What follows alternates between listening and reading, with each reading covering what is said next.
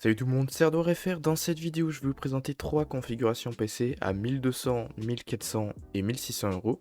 Donc j'espère que cette vidéo vous plaira et vous sera utile pour acheter votre nouveau PC gamer très prochainement.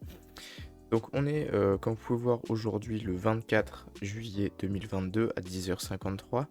Donc forcément, si vous regardez cette vidéo dans 6 mois, les prix auront totalement changé, les configs seront peut-être obsolètes. C'est très probable d'ailleurs parce qu'il y a les nouvelles cartes graphiques qui sortiront dans 2 mois normalement. Donc voilà, essayez de regarder cette vidéo, on va dire en juillet, en août, voire septembre, début septembre. Si vous regardez ça un peu plus loin, ce sera peut-être pas la meilleure vidéo explicative. Je vais vous mettre le timer dans la description, comme ça vous pourrez retrouver ça facilement. Donc une à 1200 euros, une à 1400 euros et une à 1600 euros. Petite parenthèse, je suis assez engagé en ce qui concerne la qualité des composants. Donc mon but, c'est pas de vous conseiller un PC qui va pas tenir dans le temps, qui va être mauvais, qui va planter, voilà, c'est vraiment pas mon but. Mon but, c'est vraiment de vous aider au maximum avec une configuration qui tiendra dans le temps et qui sera vraiment de qualité. C'est pas ça pour tout le monde, je vais pas citer de nom, mais voilà. Faut pas toujours écouter les plus connus. Après, je prétends pas avoir la science infuse, les gars. Donc voilà, en tout cas, je vais moi vous présenter une configuration de qualité vraiment maximale que je puisse faire pour le prix. Et je vais vous expliquer tout ça. Donc première configuration à 1200 euros, donc pour le gaming. On va commencer avec le processeur, un Ryzen 5 5600X. C'est un très très bon processeur, sticker 12 threads. Pour le gaming, c'est juste très bien. Vous pouvez même stream dessus sans problème. Vous pouvez commencer à faire du montage de temps en temps. Ce sera pas le meilleur processeur pour le montage, mais dans tous les cas, c'est plus fait pour le gaming. Au niveau du water cooling, j'ai mis le très très bon EK IO 240 DRGB, donc c'est un 240 mm qui reste logé en haut du boîtier. C'est la meilleure position pour les IO en général. Très très bon parce qu'il est super fiable, très performant, de très bonne qualité et beaucoup moins cher, comme vous pouvez le voir, que 127 euros comparé au water cooling Corsair qui sont une bonne arnaque en termes de prix. Carte mère, donc là on part sur la MSI B550 Gaming Plus, très très bonne carte mère là aussi, super fiable, vraiment pas cher en plus de ça. Enfin, elle est remontée un peu d'ailleurs, elle était plus aux alentours des 130 euros. Je pourrais même mettre la Tomahawk, je vais vous mettre la Tomahawk qui est encore au-dessus, qui est dans les 156 euros à peu près, la différence de prix. Donc dans les liens en description, je vous mettrai la Tomahawk, mais dans tous les cas, celle-là est très bien aussi. Donc voilà, très très bonne carte mère, top pour ce processeur. Pour la RAM, j'ai mis de la Crucial Ballistic 16Go, 2x8Go, 3200 MHz, K 16. Très très bonne RAM, Crucial Ballistic, ça a démontré pendant plusieurs années la qualité de ces RAM. C'est mieux que des Corsair LPX, c'est mieux que des Corsair RGB Vengeance Pro là. Bref, c'est les meilleures RAM à ce prix-là. Il y a aussi les HyperX Fury Beast. Je vous mettrai, voilà, selon le prix qu'elle coûte, le meilleur lien dans la description. Le SSD, donc là j'ai mis un SSD de 500 Go, vous pouvez mettre 1 Tera si vous voulez. 500 Go, ça permet déjà de mettre pas mal de jeux, hein, honnêtement. Si vous voulez jouer à Fortnite, si vous voulez jouer à Warzone et jouer en même temps à Valorant, CSGO, vous pouvez le mettre en plus de Windows sur le SSD, c'est pas un problème. Donc après, il faut pas que le SSD soit trop plein. Donc si vous savez que vous avez vraiment vraiment beaucoup de gros jeux, admettons Cyberpunk, que vous avez Cold War, Modern Warfare, Warzone, vous avez en plus Fortnite, voilà, que vous avez vraiment beaucoup de beaux gros jeux, passez plutôt sur du 1 Tera. En SSD, donc prenez le même modèle, 980 de 1 Tera. Donc très très bon SSD de Samsung, très bonne puce de mémoire, très fiable, donc voilà. En plus de ça, il est vraiment pas cher. Carte graphique RX 6600 XT, vraiment la meilleure carte graphique pour le prix pour du gaming. En gros, ça équivaut à peu près à une 3060 Ti. La seule différence avec la 3060 Ti, c'est que en gros, celle-là a un petit peu plus de perf en théorie, en gaming. Mais si vous voulez stream, la 3060 Ti, en fait, toutes les cartes graphiques Nvidia sont bien meilleures au niveau de l'encodeur. Donc en gros, si vous voulez stream, prenez une RTX. Si vous voulez juste faire du gaming et autre chose, mais voilà, pas stream, vous prenez une RX, pour le prix c'est bien mieux. Donc voilà, j'ai mis une RX juste pour le gaming et je vous montrerai la config juste après qui sera gaming et stream. Donc le boîtier c'est un MSI MacForge 100R, très bon boîtier aussi, pas trop cher, bien ventilé, des beaux ventilateurs ARGB. J'ai déjà fait 2 montages dedans, franchement j'aime bien ce boîtier, il est très très silencieux, j'étais vraiment étonné par ça. Donc vraiment pas cher, bon boîtier, franchement c'est top pour le prix. Alimentation, c'est souvent là que la plupart des configurateurs PC font l'impasse, donc en général ils mettent une alimentation de mauvaise qualité, style aérocool. Et du coup, j'ai choisi de mettre une Seasonic Focus GX 650 watts pour cette configuration. Donc c'est une des alimentations les plus fiables et de meilleure qualité sur le marché actuellement, en 650 watts à ce prix-là. Donc très très fiable, garantie de 10 ans les gars, donc c'est juste énorme. 80 plus gold, full modulaire, donc ça vous permet de mieux gérer le cable management dans le PC, c'est vraiment tout bénef. Pour 95,99€, c'est vraiment la meilleure alim possible en 650 watts. Il y a bien sûr des concurrents, style Be Quiet, qui ont des très très bonnes alims aussi. Mais voilà, je vous recommande plutôt celle-là quand même, c'est celle que j'ai perso dans mon PC, elle est vraiment au top. Et pour information, 650 watts, vous pouvez voir que c'est largement assez vu que la config consomme environ 334 watts. Donc 300, on arrondit à 350, supérieur. Vous êtes à 650 watts, vous avez 300 watts de marge, c'est largement assez. Comme ça, vous pouvez même overclocker le processeur, la carte graphique, il n'y a aucun souci. L'alimentation va tenir. Pareil, si vous passez, vous pouvez clairement passer sur une RTX 3080 ou 6800 XT. Sur ce PC, vous n'arriverez pas aux 650 watts, donc voilà, ça tient. Donc voilà, première configuration à 1200€. Je vous mets tous les liens en description, allez checker ça. Donc je vous mettrai config 1200€ avec ces liens-là, config 1400€ avec les liens de la config 400€, et pareil pour la 1600. Donc maintenant on passe à la config à 1400€ justement. Donc c'est entièrement la même chose pour les composants parce que c'est une très très bonne base de composants. J'ai seulement changé la carte graphique comme je vous le disais pour pouvoir stream cette fois. Donc en soi, la config à 1200€ vous permet de stream grâce au processeur. La carte graphique, oubliez l'encodeur, c'est vraiment à chier.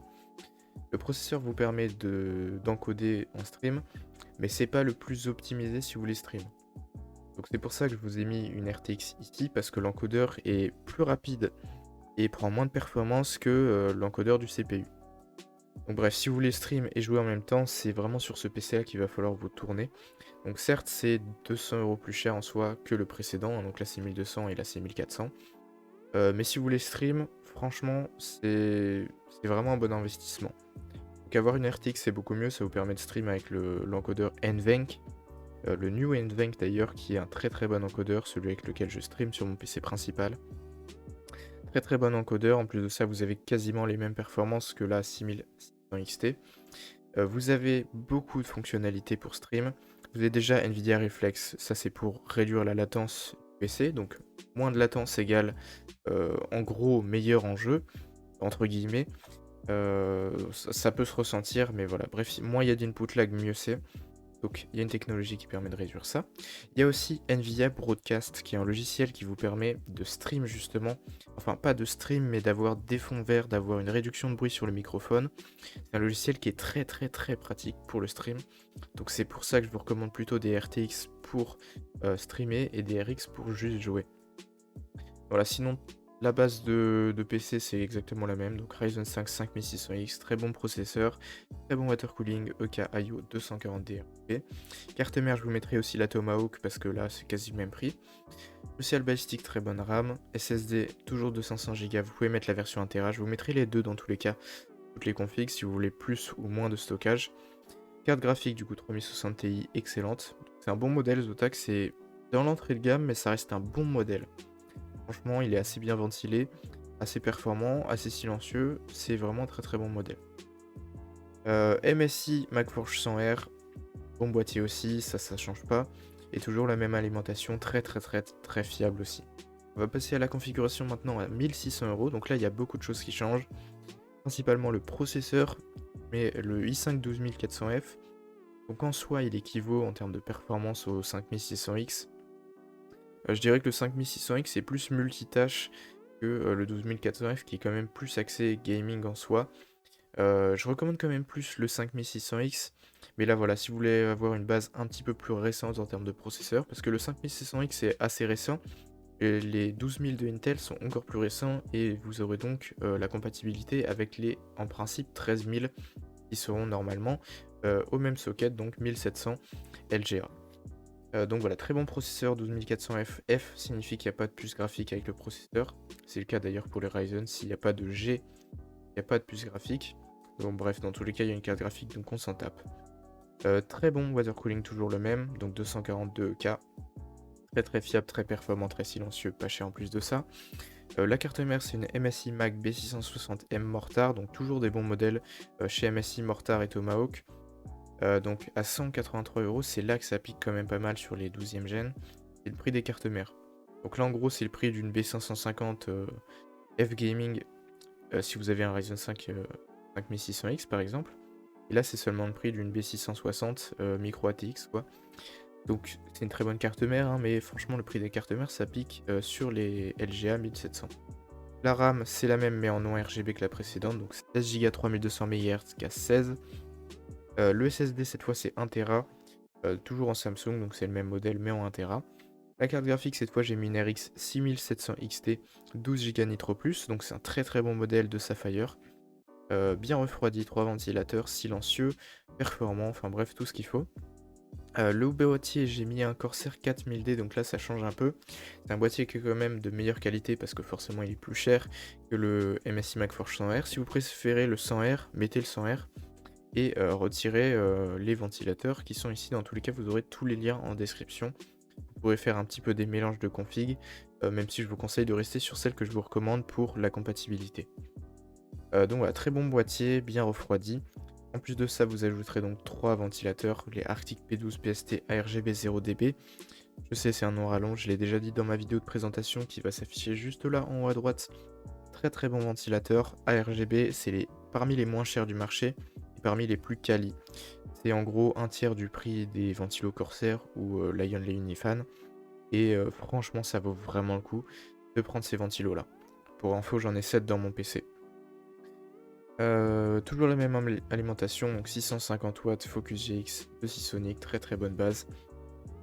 Et voilà, on a fait le tour pour la configuration, donc je vous le mettrai si je peux des benchmarks dans la description, sinon allez chercher tout simplement en mettant processeur donc i5 12400F plus la carte graphique donc RX 6700 XT et vous mettez bench ou benchmark, vous allez tomber sur des vidéos sur YouTube qui vont vous montrer les performances sur Fortnite, sur CSGO, sur Valorant de ce PC en question à peu près, hein. C'est à prendre avec des pincettes. Mais ce sera des performances assez similaires en général vu que c'est souvent du 16 Go de RAM, souvent le même processeur, la même carte graphique.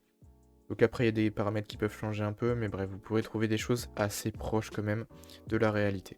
Donc voilà, c'est tout pour cette vidéo, j'espère vraiment qu'elle vous a aidé dans le choix de votre futur PC gamer. Si vous avez des questions, n'hésitez surtout pas à mettre en commentaire. Mettez aussi un commentaire avec le mot PC gamer, je vous l'affiche juste là. Pour le référencement, ça m'aide vraiment beaucoup.